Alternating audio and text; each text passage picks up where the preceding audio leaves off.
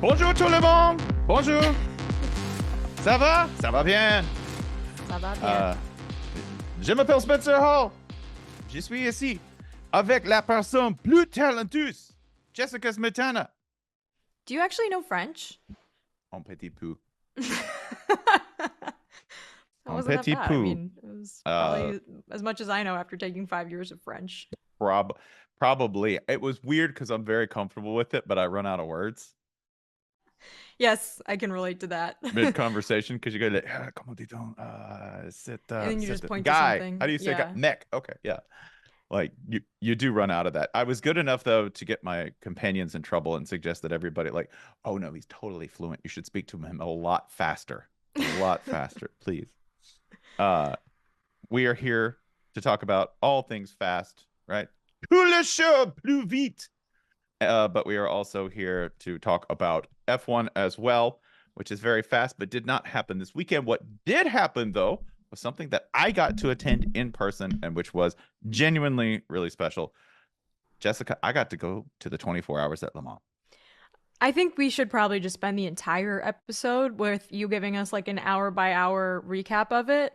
But we do also have some listener questions about other various motorsport things, including F1. So we'll get to those too. But let's start with your trip, Spencer, because you just got back. You're jet lagged. You're still just basking in all of the French that you know and probably telling everyone that you are coming across on the sidewalk that you were just in France. So let's start there. And let's start with your journey, your experience, your big takeaways, the best moments, et cetera, et cetera. Yes. First of all, I was in France. And unlike some people associated with this various media conglomerate, I was doing work. I was doing work Wait, what in a does that place where mean? people were doing work. That's right. Who is that? Who are you throwing shade at? Pablo was in Cannes. So Oh. he was there with movie stars and grifters, and I was watching cars crash in the forest at 1:30 a.m. Yeah, you were doing a man's job. I was doing man watching shit. Cars go vroom. That's right. But it was thrilling. It was wonderful. Shouts out to Michelin for helping us set everything up. We got in the pits. We got to talk to drivers. Got to talk to let's see, Ferrari, Toyota. Got to talk to someone else. Cadillac. We got to get in the Cadillac garage. So I saw the loud car in the hypercar category. Real short. If you don't know, Le Mans been doing this since 1923. It is a 24-hour endurance race. Used to be much longer. It's still pretty long. They used to race between towns, pretty much unannounced on roads. Like, hey, we're having a race. Hope you're not out there in your grocery cart. Yeah. Okay, give us like a quick overview of how the race works, because I think if you're listening to this podcast, you've definitely heard of 24 Hours of Le Mans. Like it is like you said, triple crown of motorsport racing. It is an internationally renowned event, but also maybe we're a little fuzzy on how things work there. So give us a little rundown. Yeah, I'll give you the rundown. It is, if I were going to say, it's not F1, but it's definitely F1 adjacent. You'll recognize a lot of the names. There's a lot of different overlap from a lot of different corners of the sport. And world endurance circuit racing is its own thing. People race 24 hours. Manufacturers love it because data, tasty data. You just get nothing but data for 24 hours. The kind that you really can't get when you're doing a simulator. You know, tire producers love it because they get to see how their sport tires work across vast time frames and against a lot of different conditions and speeds. Engine guys love it because they find out whether they blow up or not. Hey, Alpine, we'll talk about you in a minute. And fans love it because you kind of just get to party. It's 24 hours. You camp. Le Mans itself, there's an airstrip, a grandstands, and a Ferris wheel, and then there's tents. There's just tents in every single direction. You can bring your own. You can rent them.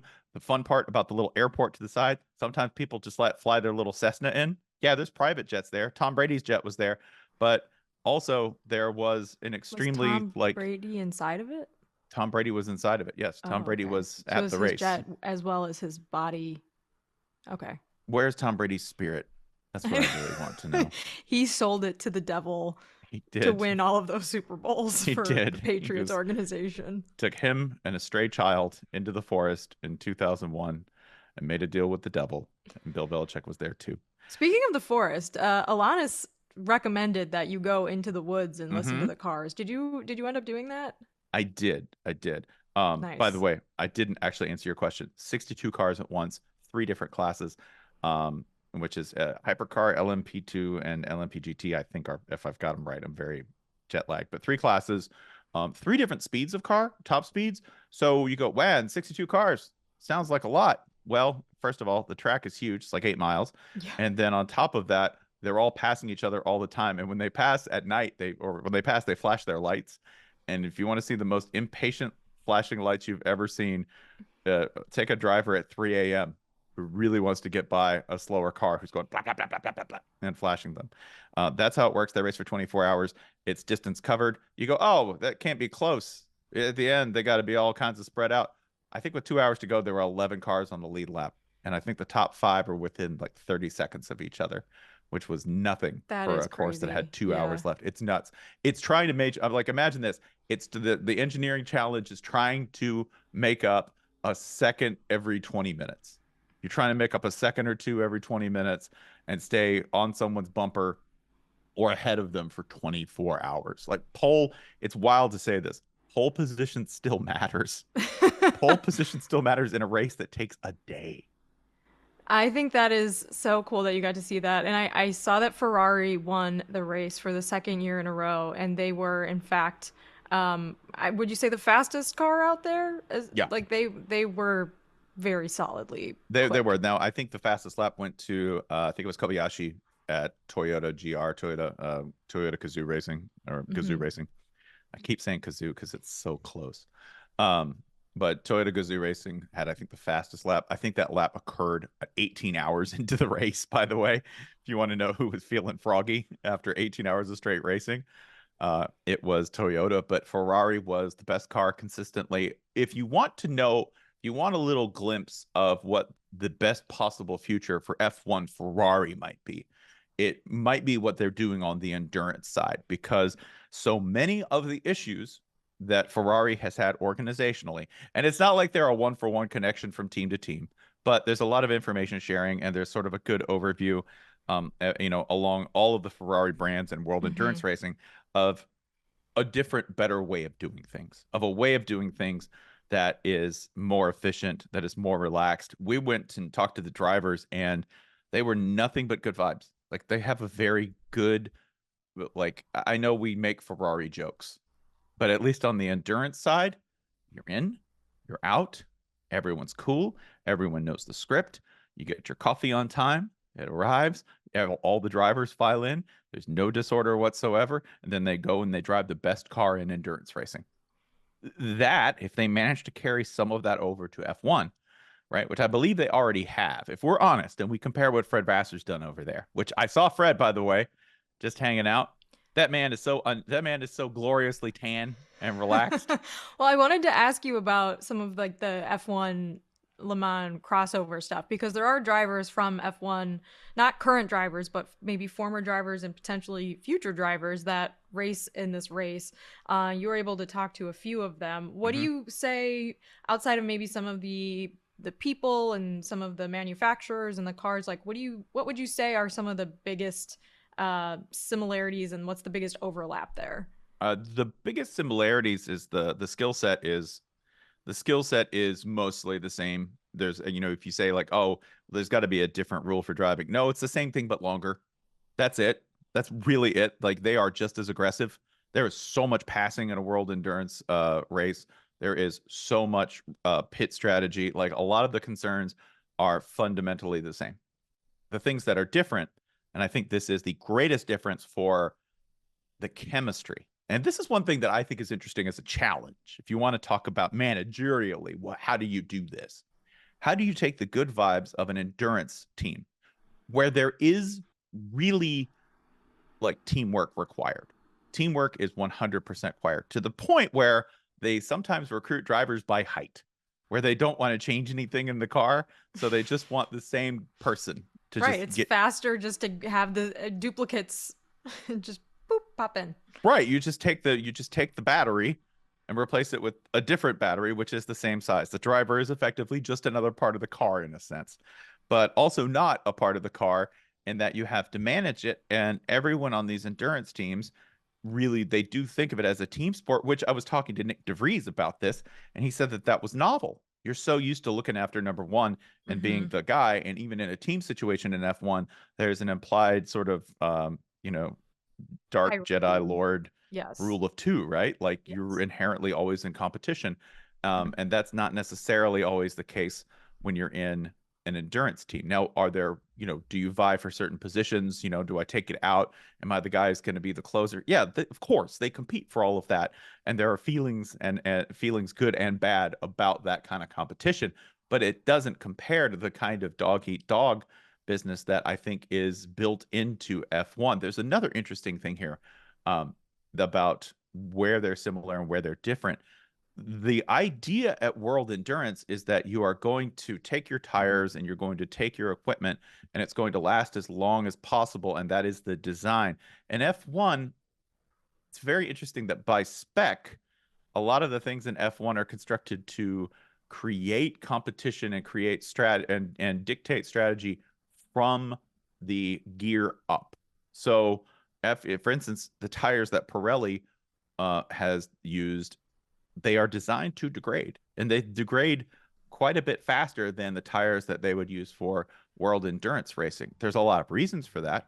Some of the maneuvers that F1 drivers are taking on those tracks are more drastic. Some of the conditions are occasionally more intense, but man, you race at Daytona, you race in these places in endurance racing where the conditions are arguably as harsh as anywhere else.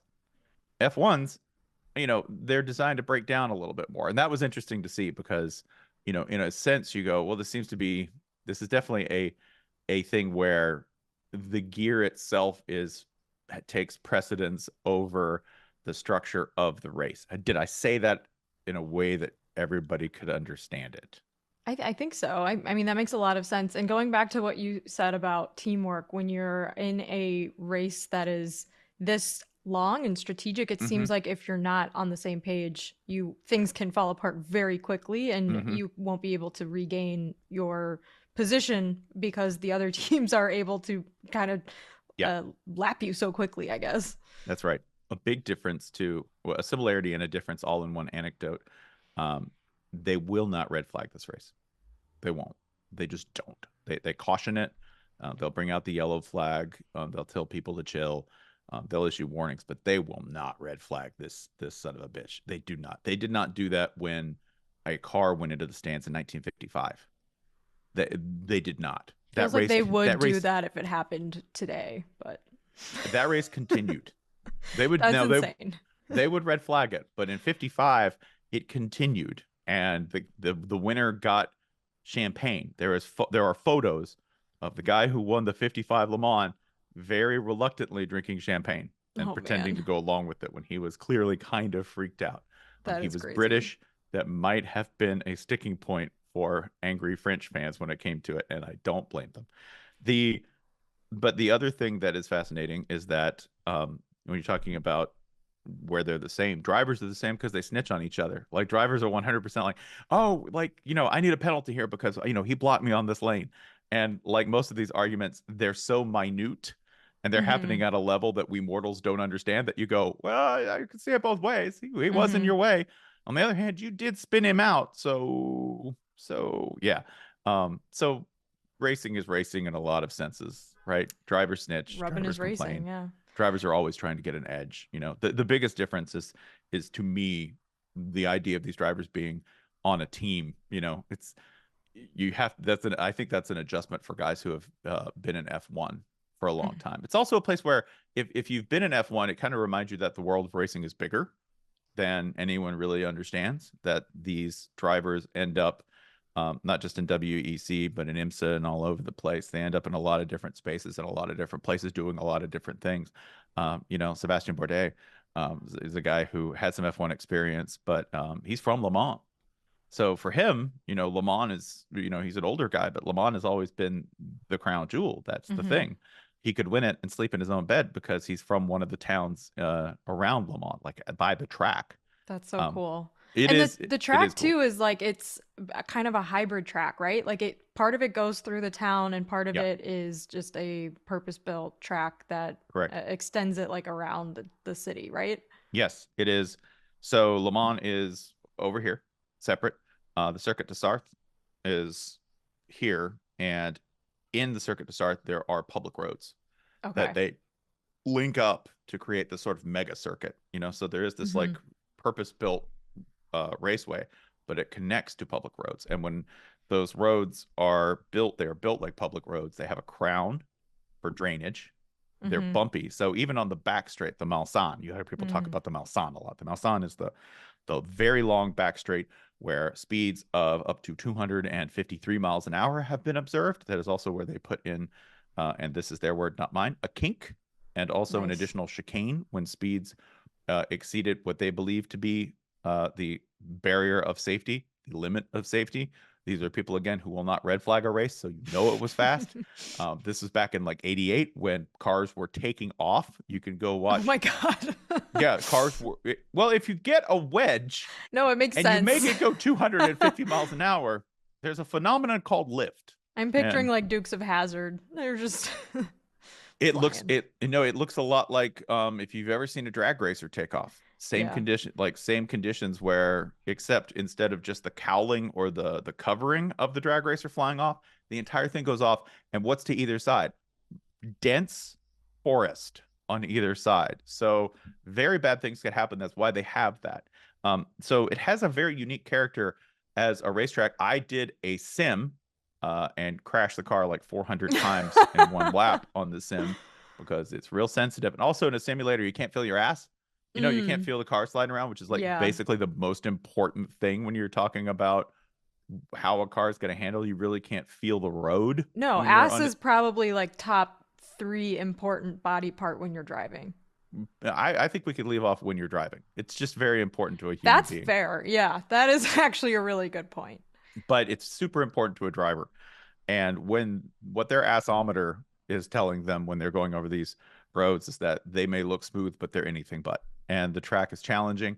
They run it at night and they run it in the rain. They ran it in the rain all night, which is why they had a 4 hour caution. You want to talk to a pissed off driver, talk to somebody whose entire turn at Le Mans was getting in the car and driving 70 miles an hour behind the safety car. Not happy people.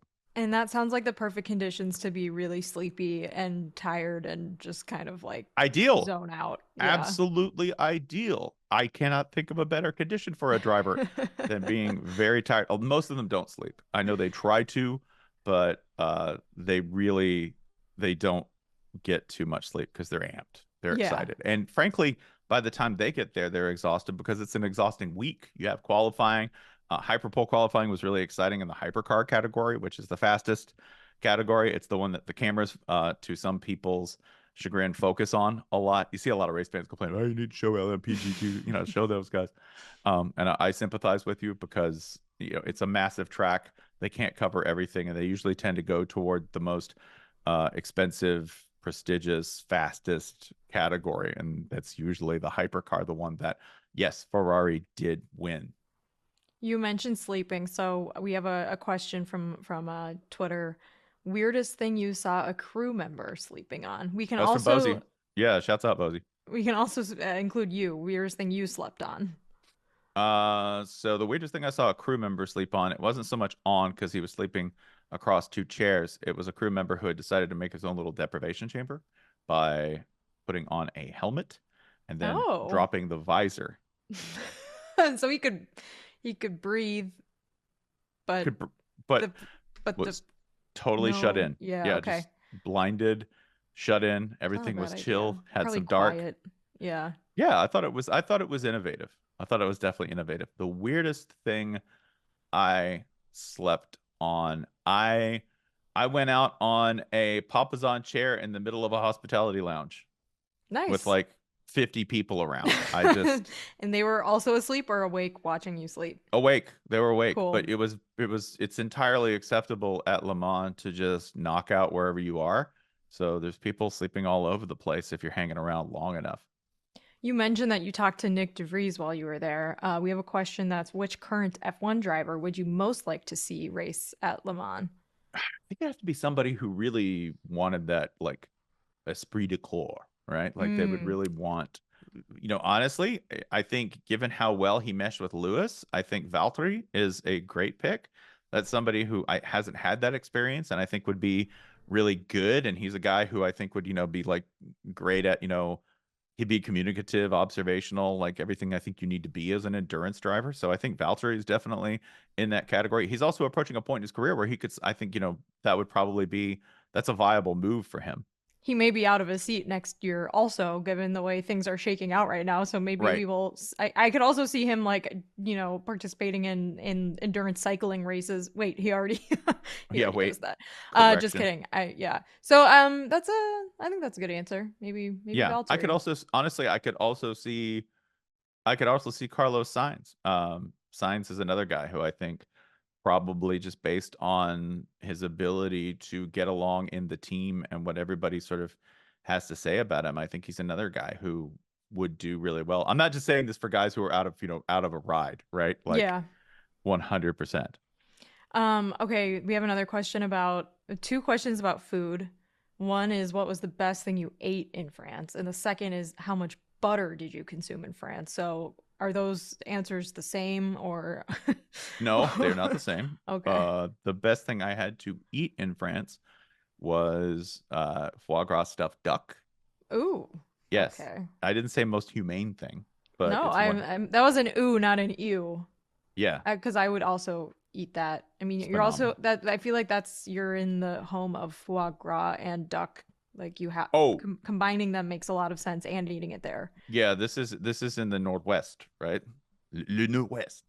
This is in the northwest of France. So it's farm country. So you get Mm-hmm. like, Wine rillettes. country. Yeah, Rillettes are the specialty of Pays de Loire, which is the, region that they're I at. have been there. I Yeah. actually have driven past Le Mans before. My Le Mans story is that we rented a car once. We were like visiting my sister while she was studying abroad in Angers, and my dad accidentally um, popped one of the tires of the car on a curb. Nice. Basically, pulled like a Red Bull.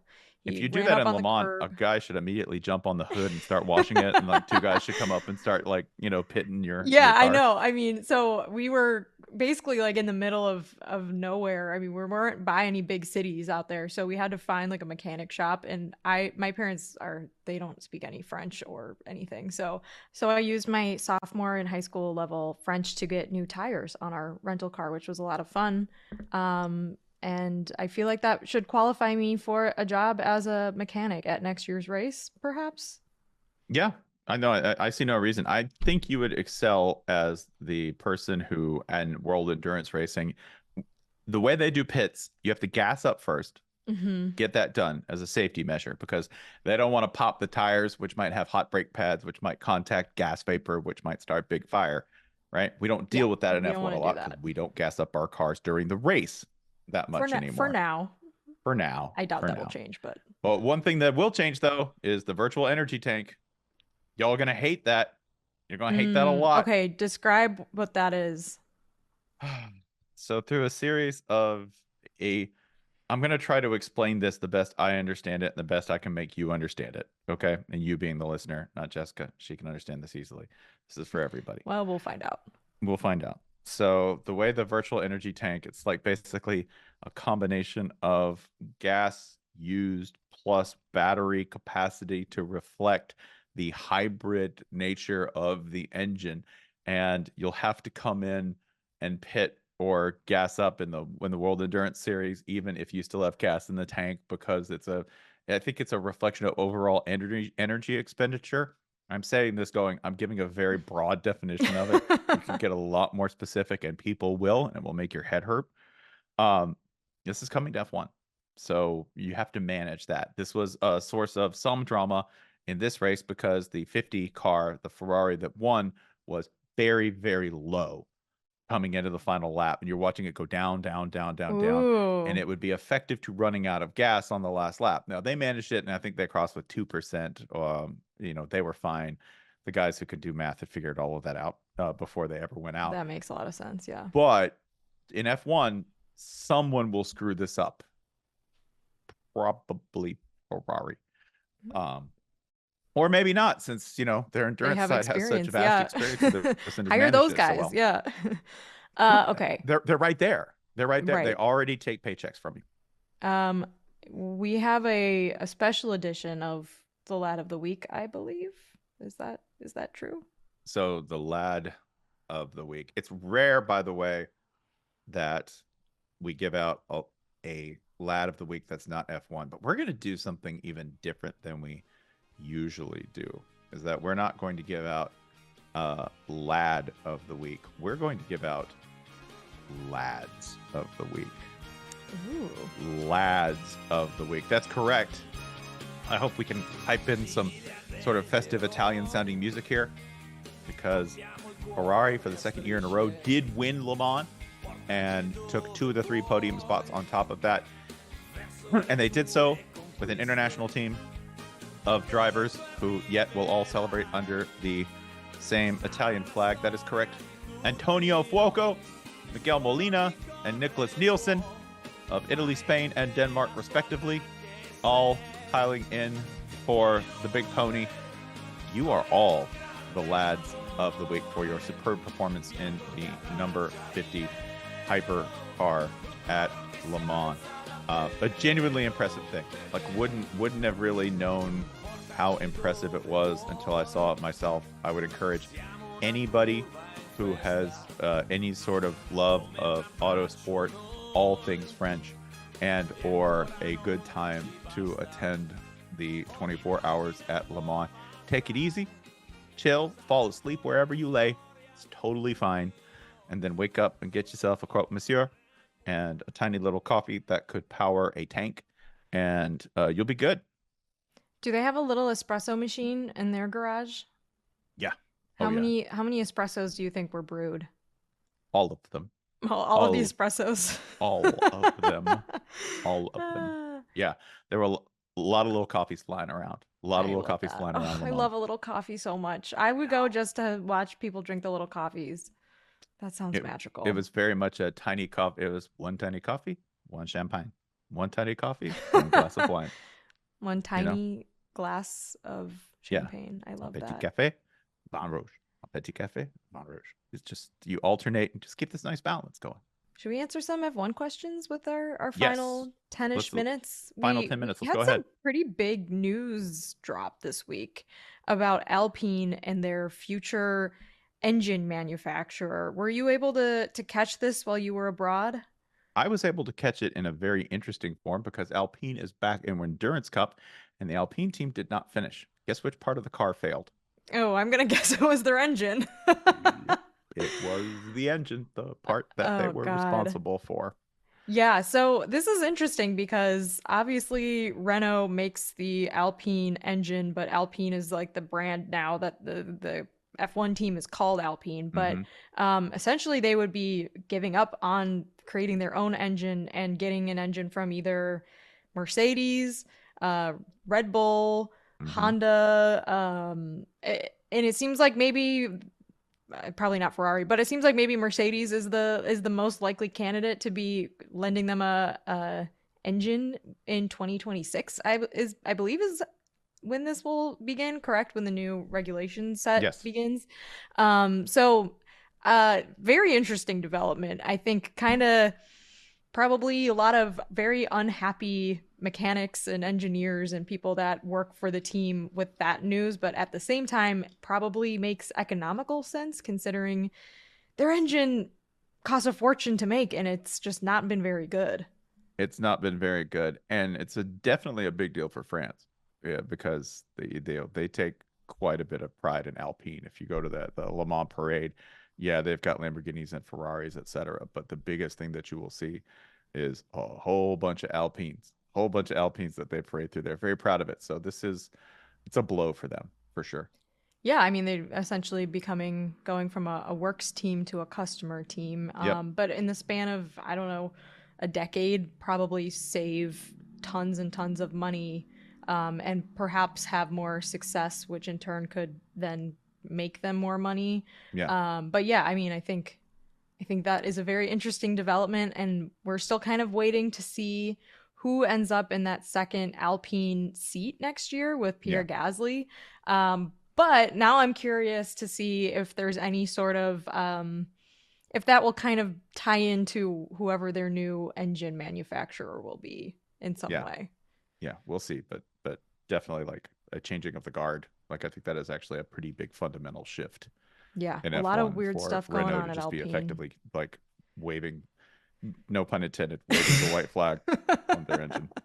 Oh, we had a question about kind of tying in the NBA playoffs to F1 Yeah. from Harry, producer Harry. Thank you. Yeah. He said many are saying the Celtics championship is an example of quote vibeless dominance. What is the Hmm. F1 equivalent of that? And also, are there aux cords in the 24-hour Le Mans cars? So let's start with vibeless dominance first. Yeah, the Schumacher era was kind of vibeless dominance. I know that we remember it differently now, but it was, I think, sometimes got dismissed as being overly robotic. I don't think he's the real robot, historically speaking. Alain Prost, any driver who comes across and says that you want to win the race going as slowly as possible, that person is vibeless. That is. I'm gonna go with a more recent answer and just say last year was vibeless dominance Yeah. by Max Verstappen and Red Bull. He won every single race, I think, except two or maybe three. It was just complete dominance and utterly vibeless. But things are getting more interesting right now this season, so we're happy for that. We're coming up on a triple header here, Spencer, with Barcelona, Austria, and Silverstone back to back to Hmm. back weekends where I think we'll find a lot out about these cars and where we're at. So hopefully the vibeless dominance in the NBA will soon end as it potentially may be ending in F1. Yeah, I think in F1 we're headed for more interesting times. Like, and I know that's true because we do have at the very least in 2026 a major rules overhaul that will, I think, it's already making people upset. Speaking of vibeless dominance being upset by the end of vibeless dominance, Max Verstappen's like, well, we maybe just need some turtle shells and some banana peels. His words, Okay, not mine. well, Spencer, that leads us to another question, actually, perfectly. In the event that F1 were to implement a race inspired by the iconic GameCube game Mario Kart Double Dash, what team would be in the best position to win that, and who would be driving, and who would be throwing the bananas and shells and stuff? Out of our F1 teams. Hmm. Yes. So I have a feeling, due to their already sort of whimsical collection of drivers, I think that any team with Daniel Ricciardo and Yuki Tsunoda on it is probably going to be primed for some silly, like a genuine silly season of racing, right? Yeah, I mean, but they have to work together well, right? Like Yeah. this is a team effort.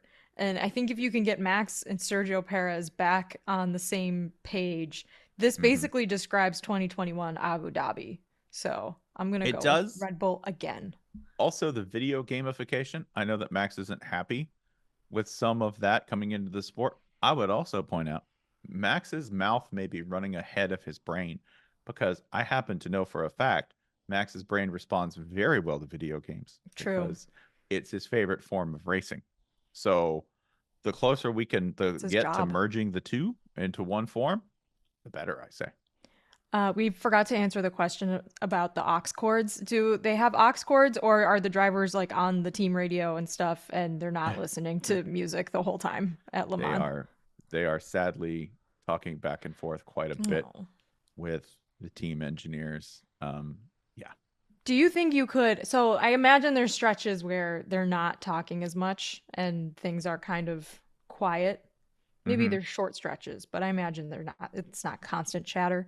Do you think you could, if you were a driver, say I'm a driver and I focus best when I'm driving, when I'm listening to, say, an audiobook or a podcast, do you think I could get my race engineer to read something to me, say The Hobbit or The Lord of the Rings, The Fellowship of the Ring, to kind of keep me awake and focused while I drive? You might get too emotional, would be my worry. Yeah, that's true. The hobbits are so brave. I mean, what would you be able to They're make it so through the brave. would you be able to make it through the tavern scenes at the end, Ugh. like where they go back and realize how they'll never be the same after They seeing save such the a horrendous Shire. conflict? Oh, when they save the Shire, I mean, the character growth, no one talks about the hobbits, but the hobbits, I mean, everyone talks about the hobbits, so that was just not true what I said. But the Yep. hobbits really, they are, of course, the heroes. And they go from just these little quiet, simple, like quiet, cute lives to just like they kill orcs, they stab orcs to death, Hmm. they hit them with bow and arrows, and all they get all the other hobbits to join too. And I think that's great. Having seen British sports fans in the wild myself this weekend, either on the way to Euros or at Lemont, y'all aren't the hobbits. Stop that. You're the orcs. You're the orcs. That's who you are. You know, meat's Well, back on the menu, boys. That's you're the orcs. J.R.R. Tolkien would tell you that The Lord of the Rings is not an allegory. It is the history of Middle Earth. So there's really no Yeah, comparisons. sure. It's not an allegory.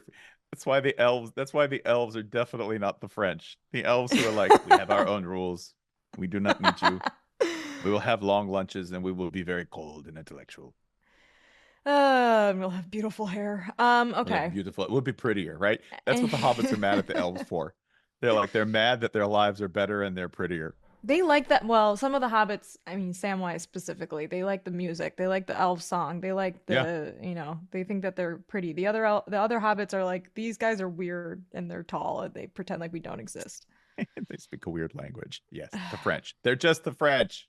Okay. Any other uh anything else from Lemon? Anything else from this week? I mean, Only this that you what should did we go. miss? That France I is do want to good. go. Yeah, TLTR. France is good. Le Mans is good. If you're into motorsports, by all means, check it out. It is a delight. I saw Zinedine Zidane waving the tricolore. Wow. Yeah, so That's like the most French sentence you've said this whole time, including the ones you said in French. I have seen, yeah, it's more French than speaking in actual French. I'm saying that. So yeah, like absolute 5-star thumbs up. Can't wait for the back-to-back-to-back trio of races we have that could potentially alter the course of this F1 season. Even if they don't, still gonna be fun watching them run. Um, for everyone here, I'm Spencer Hall. That is Jessica Spatana. And as they say in France, au revoir.